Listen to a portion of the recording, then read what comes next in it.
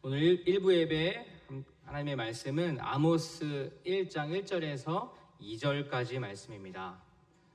아모스 1장 1절에서 2절까지의 말씀 저와 함께 봉독하겠습니다. 시작. 유다 왕 우시아의 시대 곧 이스라엘 왕 요아스의 아들 여로보암의 시대 지진전 2년에 드고와 목자 중 아모스가 이스라엘에 대하여 이상으로 받은 말씀이라. 그가 이르되 여호와께서 시온에서부터 부르짖으며 예루살렘에서부터 소리를 내시리니 목자의 초장이 마르고 갈멜산 꼭대기가 마르리로다. 아멘. 오랜만에 여러분들과 이렇게 또 모여서 함께 예배를 드리니까 어제는 막 긴장도 되고 또 마음에 설렘도 있고 그런 밤을 보내게 되었습니다. 여러분들 어떠십니까? 오랜만에 함께 예배드려서 참 좋으시죠? 예. 여러분들 우리는 이 땅에서 어떤 존재로 살아가고 계십니까? 혹시 이렇게 좀 생각해 보신 적 있으십니까? 이 김춘수 시인의 꽃이라는 그런 시가 있어요. 굉장히 좋은 시인데요. 제가 앞부분만 한번 좀 이렇게 읊어보겠습니다. 내가 그의 이름을 불러주기 전에는 그는 다만 하나의 몸짓에 지나지 않았다. 내가 그의 이름을 불러주었을 때 그는 나에게로 와서 꽃이 되었다. 다시 한번 제가 읽을게요. 내가 그의 이름을 불러주기 전에는 그는 다만 하나의 몸짓에 지나지 않았다. 내가 그의 이름을 불러주었을 때 그는 나에게로 와서 꽃이 되었다. 굉장히 좋은 시죠.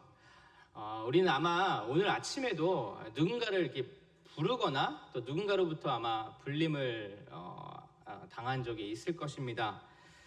누가 누구를 불렀는가, 왜 불렀는가, 왜 불림을 당했는가, 왜 그 불림을 받았는가, 그 내용과는 관계없이 내가 누군가의 이름을 불렀거나 누군가로부터 내 이름이 불려졌다는 것은 하나의 관계의 시작을 의미합니다. 이름이 불려지기 전에 이 꽃은 그저 들판에 있던 수많은 꽃들과 별 다를 것 없는 그저 그냥 들판에 피어있는 꽃이지만 그러나 누군가로부터 이름이 불려지는 그 순간 그 꽃은 그냥 수많은 꽃들 중에 하나가 아니라 바로 이름을 불러준 그와 또 그 이름을 불린 그 꽃의 관계를 이어주게 된다는 것입니다. 이름을 부르면 의미 있는 존재로 재탄생한다는 말씀입니다. 이사야서 43장 1절 말씀해 보시면 이렇게 말씀합니다. 야곱아, 너를 창조하신 여호와께서 지금 말씀하시느니라. 이스라엘아, 너를 지으신 이가 말씀하시느니라. 너는 두려워하지 말라. 내가 너를 구속하였고 내가 너를 지명하여 불렀나니 너는 내 것이라. 하나님께서 오늘 예배드리는 한 분 한 분들을 특별히 부르시고 지명하여 너는 내 것이다 라고 말씀을 해주십니다. 하나님께서 우리를 부르시는 그 순간 우리의 삶의 의미가 부여되고 또 그 부르심에 반응한 우리는 하나님의 자녀로 거듭나는 그런 은혜를 누리게 되는 것이죠. 얼마 전에 저희 가정에서 둘째 아기가 태어났어요. 첫째는 예정일보다 2달 반 빨리 세상에 나왔고 둘째는 예정일보다 2달이나 또 빨리 나왔습니다. 저희 집은 이렇게 빨리 나오고 싶어서 안달이 난 것 같아요. 둘의 공통점이 있어요. 물론 빨리 태어난 것도 태어난 것이지만 공통점이 무엇인가 하면 저나 제 아내나 이 아이가 이렇게 빨리 태어날 줄 예상을 못했기 때문에 태어났지만 부를 이름이 없었다는 것입니다. 물론 그 태명은 있었는데요. 어떻게 불러야 할지 그게 참 난감하더라고요. 그래서 병원에서도 이 태명을 사실 인정해주지 않잖아요. 그래서 그 아기 이름 이렇게 이제 인큐베이터에 있는데 아기 이름이 아직 정해지지 않았으니까 거기에다가 이렇게 비비하고 이민경 저희 와이프 이름을 이렇게 붙여놨더라고요. 그러니까 엄마 이름을 붙여놓으니까 저도 얘가 내 딸인가 아니면 이 와이프인가 이렇게 잘 이렇게 느낌이 안 오는 거예요. 이렇게 마음이 탁 와닿지가 않더라고요. 그래서 며칠 동안 막 고심 끝에 이름을 이제 겨우겨우 지었습니다. 그래서 이제는 그 이름을 당당하게 부르게 됐어요. 이름을 부르니 정말 달라진 것이 있는데 이 아이가 내 아이구나, 내 자녀구나, 나에게 자녀가 생긴 것이고 나는 이 아이에게 아빠가 된 거구나 라는 것들을 정말 실감하게 되었습니다. 이름을 짓고 그 이름을 부르는 그 순간 저와 아이의 관계가 시작이 된 것이죠. 이름을 불러준다는 것은 나와 그 관계를 이야기하는 것이고, 또 이름을 불러준다는 것은 그 사람에 대한 어떤 존재 가치를 말해주는 것과 같습니다. 우리는 다 하나님으로부터 부름을 받은 사람들이에요. 여기 앉아서 또 각자의 또 처소에서 예배를 드리는 그것이 증거가 되지 않겠습니까? 그렇지만 하나님께서 우리를 부르셨는데 이런 생각 해보신 적 있으십니까? 하나님께서 왜 과연 나를 먼저 부르셨는가? 하나님께서 왜 나를 하나님을 먼저 알도록 해주셨는가? 이런 생각을 한번 해보게 되었어요. 저희들이 계속해서 예언서를 쭉 읽고 있습니다. 하나님께서 그 예언서에 등장하는 여러 선지자들을 부르셨죠. 그 선지자들을 쭉 보면서 하나님께서 왜 이 선지자들을 택하셨나라는 고민을 한번 해보게 되었어요. 근데 결론적으로 이야기하면 사실 그들에게 어떤 특별한 어떤 기준이나 어떤 특별한 공통점이 없다는 것을 알게 되었어요. 그들이 다른 사람들보다 좀 더 뛰어나거나 뭐 좀 다른 사람보다 영적으로 좀 더 잘났거나 착하거나 부자거나 이런 공통점이 그들에게 없었습니다. 다 다르더라고요. 예레미야도 그렇고 에스겔도 그렇고 다니엘도 그렇고 호세아, 아모스, 이게 보면요 그 사람들 다 성격도 다르고 배경도 다르고 직업도 사실 다릅니다. 우리가 알고 있는 예수님의 12제자, 그 12제자도 보면요 이들이 다 같지 않더라고요. 직업도 다르고 성향도 다르고 성격도 다르고 이들이 해왔던 일도 다 다르다는 것을 보게 돼요. 하나님께서 누군가를 부르시는 기준은 어떤 공통점이 별로 없다는 것을 알게 되었어요. 오히려 저런 사람들을 왜 부르셨나라고 의구심이 들 정도로 그들은 평범한 삶을 그냥 그렇게 살고 있었다는 사실입니다. 근데 중요한 것을 하나 발견하게 되었는데, 하나님으로부터 부르심을 받기 전 누가 부르심을 받나라고 했을 때 결론적으로 말씀드리면 공통점이 없다, 별로 불림을 받을 만한 어떤 자격을 갖추고 있지 않다라는 것을 알게 되었는데, 놀라운 것은 그들이 부르심을 받은 이후 그 하나님의 부르심에 반응을 한 사람들에게 나타나는 공통점은 발견할 수 있었다는 것입니다. 부르심에 반응한 그들의 공통점이 과연 무엇일까?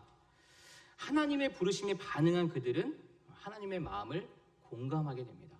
하나님의 마음을 알게 돼요. 하나님의 마음을 알고 공감하게 되니까 어느 순간 자신에게 하나님의 마음이 들어와 있다는 것을 보게 됩니다. 백성들을 향한 하나님의 그 마음들, 안타까운 마음들, 마음 아파하시는 그 마음들, 때로는 그렇게 경고하고 말씀하시지만 바뀌지 않는 그들을 보면서 분노하는 그 하나님의 마음이 부르심을 받은, 거기에 반응한 선지자들 마음에 같은 마음이 있다는 것을 보게 되었어요.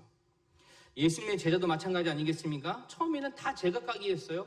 자기가 살고 싶은 대로 자유롭게 살았던 사람들인데, 예수님으로부터 부르심을 받고 거기에 순종을 하고 거기에 반응을 하니까 그들이 살면서 점점 변해가는 모습들, 그리고 결국은 예수님이 갔던 그 길을 걸어가는 그 모습, 그리고 나중에는 순종하는 그 모습. 처음에는 다 달랐지만 예수님을 만나고 예수님의 부르심에 응한 그 사람들은 공통적인 그런 생각과 공통적인 마음을 갖고 있었다는 것입니다.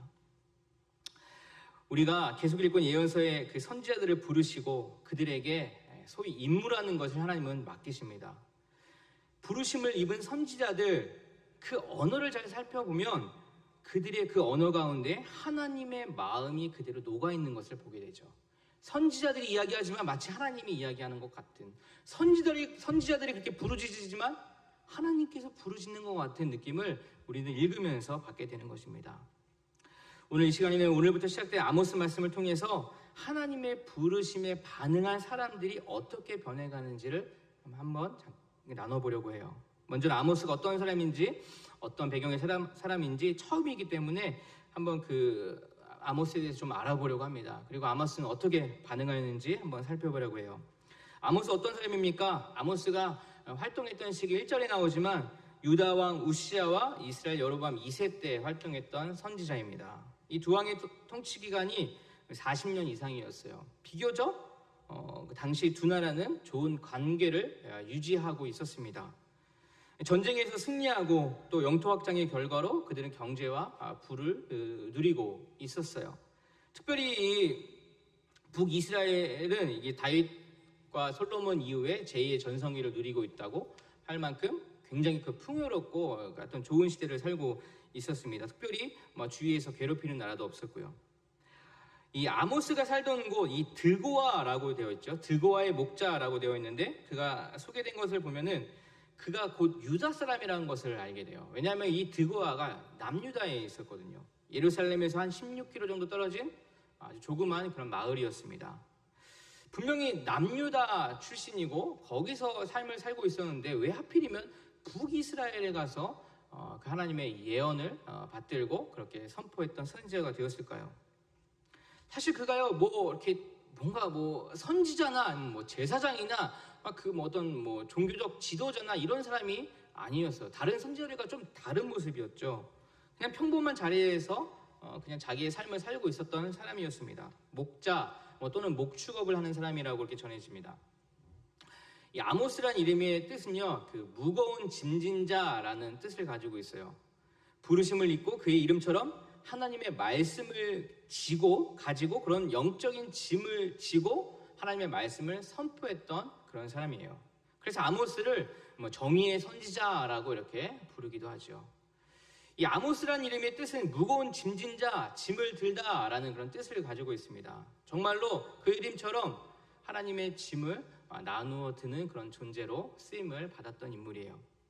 평범하기도 하면서 또 그는 부유한 삶을 살았다고 이렇게 전해지는데 그냥 잘 살든 잘 못 살든 부유하든 가난하든 어쨌든 간에 때가 되면 그냥 한 줌으로 돌아가야 하는 그런 인생을 살고 있던 그에게 어느 날 하나님의 부르심으로 인해서 아모스는 그에 반응함으로써 아모스에게는 삶의 진정한 의미 그리고 어떻게 살아가야 할 목적이 주어진 것입니다.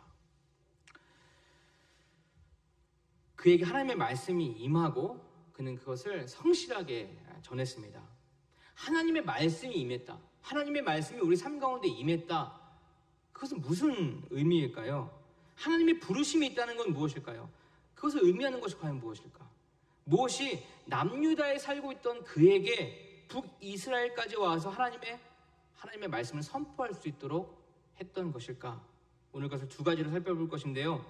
하나님의 말씀이 임한다는 것, 즉 하나님의 부르심이 있다는 것은 우리들로 하여금 하나님의 마음을 공감하기 위함입니다. 아모스 1장 1절에 드고아의 목자라고 이렇게 기록되어 있는데요.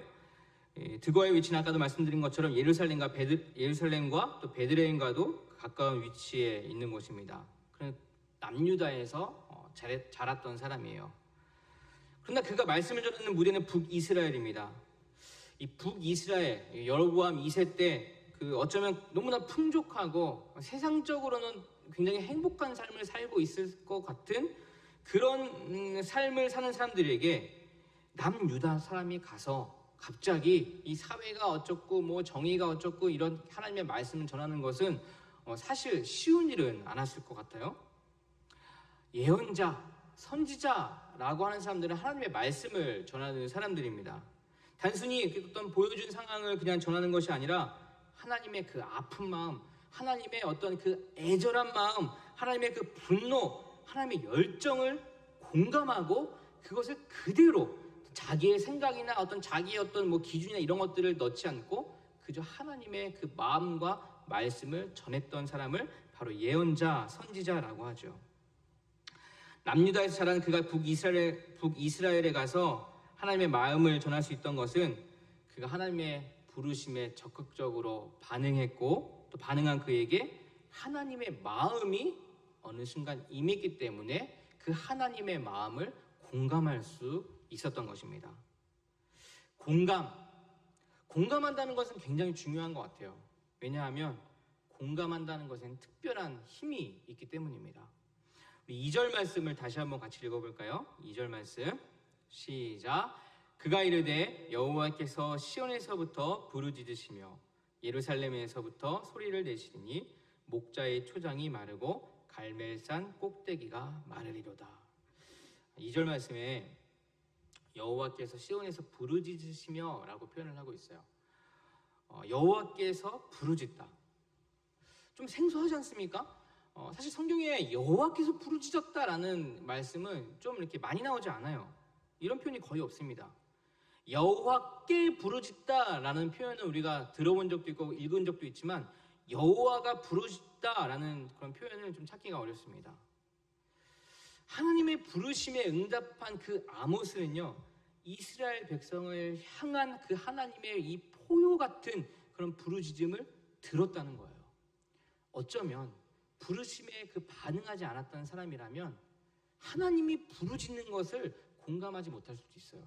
그렇게 기록 안 할 수도 있습니다. 하지만 하나님의 그 부르짖음, 하나님의 마음을 공감한 사람은 하나님의 부르짖음에 대해서 듣고 알았다는 거예요. 먹잇감을 앞에 두고 그 먹잇감을 잡아 먹으려는 그 소리에 움직이지도 못하는 아주 그 절박한 그런 긴장감이 있는 그 하나님의 그 마음, 하나님의 그 부르짖음을 듣고 아모스는 그 마음을 가지고 세상 사람들에게 하나님의 말씀을 선포할 수 있었던 것입니다. 그는 남유다에서 평민으로 살아가고 있었지만 북이스라엘에 가서 하나님을 공감한 그는 그냥 가만히 있을 수가 없었던 것입니다. 그냥 잘 먹고 잘 살 수 있었지만 하나님의 마음을 공감하니 그는 멈출 수가 없었던 거예요. 그냥 잘 먹고 잘 살 수가 없었던 것입니다. 근데 사실 생각해보면 아모스가 이렇게 북이스라엘 가서 말씀 전하는 건 결코 쉬운 일은 아니었어요. 한번 생각해보세요. 대한민국, 여기 뭐 다 한국분이나 뭐 중국분이 같이 모여있는데 뭐 한국에서 내가 살고 있다고 생각해요. 한국은 이렇게 분단국가잖아요. 남북으로 나눠져 있습니다. 남한에서 잘 먹고 잘 살고 있었어요. 근데 어느 날 하나님의 마음이 저에게 임합니다. 근데 그 마음에 반응을 했어요. 그때 하나님의 마음이 막 임했습니다. 하나님의 마음을 공감할 수 있었어요. 그러더니 어떻게 합니까? 북한으로 올라가는 거예요. 북한으로 올라가서 하나님의 말씀을 전하는 겁니다. 그게 말은 쉽지 사실 굉장히 결단이 필요하지 않겠습니까? 그냥 보통 사람 할 수 없는 것입니다. 그러나 하나님의 마음에 적극적으로 적극적으로 반응한 아모스는 그 마음을 가지고 북으로 올라가는 거예요. 하나님께서 우리를 부르시는 이유는 먼저 그 하나님의 마음을 공감시키기 위함입니다. 그리고 그 공감은 놀라운 힘을 발휘하는데 두 번째 나누고 싶은 것은 그 공감의 힘은 우리의 지경을 넓혀 주신다는 것입니다. 3절에서 5절까지의 말씀은 다메섹에 관한 하나님의 심판을 예고하고 있고 또 6절에서 8절까지의 말씀은 가사와 블레셋에 대한 심판을 예고하고 있어요. 우리가 에스겔서를 쭉 읽어봐서 아시겠지만 에스겔서에 공통적으로 등장하는 그 말씀 구절이 있죠. 어떤 구절입니까? 그때야 비로소 내가 주인 줄 알리라 라는 말씀이에요. 근데 아모스에서도 반복되는 그 표현이 나오는데요. 어떤 표현이냐면 내가 그 벌을 돌이키지 아니하리니 라는 표현입니다. 내가 그 벌을 돌이키지 아니하리니. 바로 이것은 이스라엘과 유다 민족만이 하나님의 심판 아래에 있는 것이 아니라 그 주변에 있는 모든 나라들, 하나님께서 그 유다와 이스라엘만 심판하고 그 나라만 보고 계신 것이 아니라 하나님께서 이 모든 나라를 통치하고 계신다는 것을 보게 된다는 거예요. 그 하나님의 마음이 여기에 표현된 것이라는 것이죠. 아모스 1장 2절에 표현된 것처럼 하나님의 부르짖음을 아모스는 대신하여 간절하게 전하고 있는 것입니다. 여러분, 우리에게도 하나님의 뜻을 전하는 것에 경계가 있어서는 안 될 것입니다. 우리는 한국인이고 중국인이지만 어쩌면 일본에 살고 있는, 다른 나라에 살고 있는 이방인이지 않습니까? 하나님께서 이 땅에 불러주신 이유가 과연 무엇일까? 나는 우연찮게 왔고 나는 그냥 아무 생각 없이 이곳에 왔을 수도 있지만 하나님의 그 철저한 계획, 하나님의 그 섬세한 계획에 우리가 이곳에 온 것입니다. 하나님께서는 그렇다면 이곳을 불러주셨는데 우리가 어떻게 살기를 과연 원하실까? 아모스처럼 하나님의 마음을 전할 수 있는 그 전달자의 역할, 하나님의 짐을 함께 들어줄 수 있는 존재로 우리를 부르신 것은 아닐까 생각을 해보게 됩니다. 사실 우리는 하나님의 부르심에 따른 작은 못한 반응으로 인하여서 나도 모르는 사이에 그런 지형이 넓혀지게 되고 한 번도 생각해보지 않았던 영혼에 대해서 관심을 갖게 되고 그 영혼이 주님 알지 못하는 것에 대한 마음 아픔이 나에게 어느덧 생기게 되고 그래서 주님의 말씀이 진리이고 주님의 말씀이 생명이기 때문에 나도 모르게 그렇게 전하고 살아온 것이 아닐까요? 어쩌면 우리는 각자의 삶과 각자의 문제에 사로잡혀 있는 것 같지만 조금만 눈을 좀 돌려서 좀 더 멀리 바라보게 된다면 우리가 해야 할 것들은 참 많아 보입니다. 아모스는 남유다에 살았던 목자의 한 사람이었습니다. 평범하게 그냥 살 수 있었습니다. 그러나 하나님의 말씀이 임했고 또 그의 반응하니 그의 활동이 목자에서 또 목축업에서 세상을 향한 하나님을 선포하는 하나님의 뜻을 외치는 예언자의 삶을 살게 되었다는 것입니다. 하나님께서는 우리의 이름을 특별히 부르셨어요. 우리의 이름을 지명하여 부르시니 너는 내 것이라 라고 말씀을 해주셨습니다. 너는 내 것이다. 그 전지전능한 하나님으로부터 직접 우리는 이름을 불림을 당하고 너는 내 것이야 라고 우리를 불러주셨어요. 주님께서 불러주지 않았더라면 우리도 어쩌면 시간이 되면 때가 되면 한 줌 그 흙으로 돌아가야 하는 그런 인생을 살았을지도 모릅니다. 그렇지만 하나님께서는 우리를 기억하시고 우리를 지명하여 부르시고 너는 내 것이라고 말씀하셨어요. 하나님의 부르심으로 인하여서 우리는 인생에 의미라는 것이 생겼습니다. 하나님께서 우리를 불러주시고 우리가 그의 부르심에 응답함으로 하나님과 관계를 맺게 되고 하나님이 들고 있는 그 짐을 우리도 나눠 들게 되는 그런 복이 우리에게 임한 것입니다. 하나님께서는 부르시는 대로 사용하세요. 그리고 하나님의 부르심은 절대 후회함이 없습니다. 왜냐하면 그는 사람이 아니기 때문이에요. 어떤 사장이 어떤 높은 사람이 우리를 불러서 우리를 높은 자리에 앉힐 수 있지만 그 삶에는 후회함이 있잖아요. 그렇지만 하나님의 부르심에는 후회함이 없다는 것을 여러분 기억하시기 바랍니다. 요한복음 1장 42절 말씀이 이렇게 말씀합니다. 요한복음 1장 42절에 데리고 예수께로 오니 예수께서 보시고 이르시되 내가 요한의 아들 시몬이니 장차 게바라 하리라 하시니라. 게바는 번역하면 베드로라. 예수께서 베드로를 부르시니 그의 인생이 정말 반석 같은 하나님의 반석 같은 삶을 살게 되는 것을 보게 됩니다. 하나님께서 우리를 부르시고 우리가 그에 대한 반응을 하게 된다면 하나님은 우리에게 하나님의 그 마음을 부어주시고 그 마음이 우리에게 공감이 되어 이제는 우리가 뭔가 의지해서 살려고 하는 것이 아니라 우리가 뭔가 열심히 살려고 하는 것이 아니라 우리에게 임한 그 하나님의 마음과 그 하나님의 말씀이 우리의 능이 아닌 우리의 힘이 아닌 오직 하나님의 능력으로 하나님의 짐을 함께 들 수 있는 복을 누리게 되며 삶의 의미가 무엇인지를 알게 되고 그 의미를 부여잡고 살게 된다는 것입니다. 사랑하는 여러분, 우리는 하나님께 부르심을 입은 사람들이라는 것을 잊지 마십시오. 여기에서 예배를 드리는 것이 곧 증거가 되지 않겠습니까? 보이지 않는 예수님을, 보이지 않는 하나님을 우리가 어떻게 부르심을 입지 않았는데 예배를 드릴 수 있겠습니까? 여기에 뭐가 나옵니까? 떡이 나옵니까? 돈이 나옵니까? 그렇지만 부르심을 입은 저희들, 우리도 모르게 반응한 저희들, 이곳에 하나님이 계신다고 믿고 하나님을 찬양하고 예배하게 되는 것, 그것이 내가 구원받은 자, 내가 부르심을 입은 자, 내가 지명하여 불림을 당한 자라는 것에 증거가 되지 않겠습니까? 그렇다면 우리는 그 부르심에 어떻게 반응을 하고 계십니까? 부르심에 소극적 반응을 하고 계십니까? 아니면 적극적 반응을 하고 계십니까?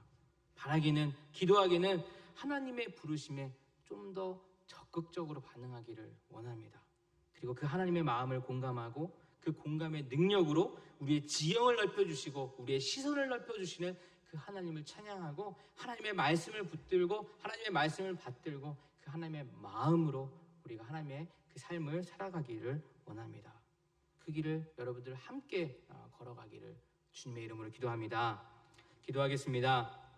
사랑의 하나님 아버지, 아무것도 아닌 존재인 우리를 지명하여 부르시고 너는 내 것이라 라고 말씀해 주셨습니다. 주님 알지 못하면 세상에 어떤 의미로 우리가 살아가고 있겠습니까? 그렇지만 주님께서 우리를 부르심으로 우리는 의미 있는 인생, 존재 가치 있는 인생으로 거듭나게 되었습니다. 하나님, 이제는 우리가 그 하나님의 부르심에 적극적으로 반응하기를 원합니다. 적극적으로 반응만 한다면 내 힘이 아닌 내 능이 아닌 오직 하나님의 능력으로 살아갈 수 있음을 믿습니다. 하나님의 부르심에 응답하여 하나님의 마음을 더 깊게 공감하기를 소망합니다. 하나님 우리를 붙들어 주시옵소서. 예수님의 이름으로 기도합니다. 아멘.